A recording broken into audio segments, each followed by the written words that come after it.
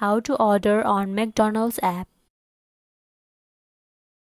Hello everyone and welcome back to our channel. In this video, I'm gonna show you how you can order on McDonald's app. So without any further ado, let's get started.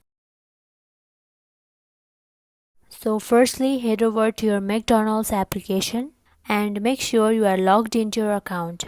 Once you are logged in, it will land you to this page. Now go to the orders section. Find the specific item that you want to buy. Now select the quantity and then tap on add to bag. If you want to order more items, then you can do the same process. Now review your order, then tap on checkout now at the bottom. Now this interface will appear in your screen. Here it will sum up the total amount that you want to pay. Tap on continue, select the payment method and enter the detailed information of your card. And then make a payment. Once the payment is done, your order will be placed successfully. So that is how you can order on McDonald's app. Thank you for watching this video, and if you found this video helpful, please don't forget to like, comment and share this video. Until then, see you next time.